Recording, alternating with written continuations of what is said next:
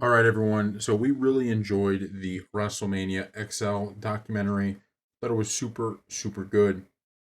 But Dave Meltzer gives a pretty interesting take on it. We're reading an article from Wrestling Inc.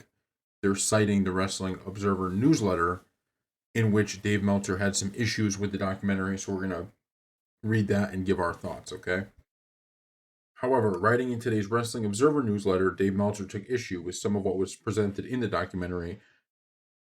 According to the reporter, the events depicted in the special are a sanitized version of what actually took place, while behind the curtain made it seem as though The Rock named himself the true head of the table.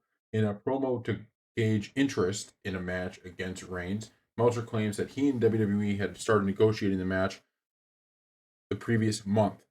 The deal signed at the beginning of January, which saw Johnson join the TKO board of directors, also included the WrestleMania match, which contradicts the story in the doc. Though Meltzer's interpretation of the documentary was that the company was deciding between Rhodes and The Rock as Reigns' opponent, the writer claims that WWE higher ups had already made a definitive decision on the matter in favor of The Rock, which was obviously changed down the line.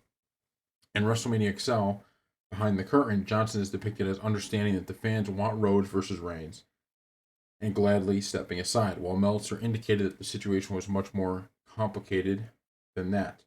Stuff like that isn't going to be in a WWE documentary, Meltzer wrote. It was basically there to tell a story people largely knew, while still portraying the key players, Levesque and Johnson, as being completely cohesive and listening to the fan. Now, you got to understand Meltzer's comments in the context of basically all the reports from that time, all the reports leading up to this documentary, in a way back this up, right? Because leading up to the documentary, it was supposed to be out. It wasn't coming out. People were wondering why the hell isn't it out. Then there was rumors it was The Rock that was the reason it wasn't getting out, and all of this stuff was basically rumored. And so it's tough to completely disagree with what Meltzer is saying here, but you know, I don't know what people expect from something like this. The WWE documentary, the behind the scenes of WrestleMania, was obviously going to paint The Rock and Triple H in a good light, even if you think that the truth is not that. I mean, what did people expect from it, right? I thought it was good. I thought it really did a good job of showing Cody's feelings, and at the end of the day, what really matters is that the fans did win the day.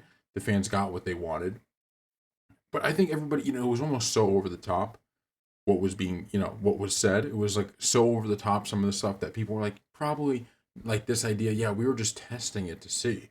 And then I made the decision, right? That was what The Rock was saying. I made the decision to have that match. And, of course, he was also saying, like, well, sure, maybe the fans wanted this, but there was this group of fans that are not really hardcore WWE fans that would have rathered me and Roman.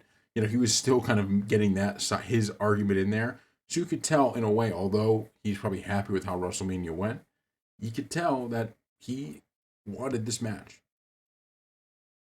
So, this is an interesting thing. You still love Cody, you still love The Rock, you still love Triple H, but I know Melcher gets shit. I do think he's right on this. So thank you all for watching. We'll see you next time.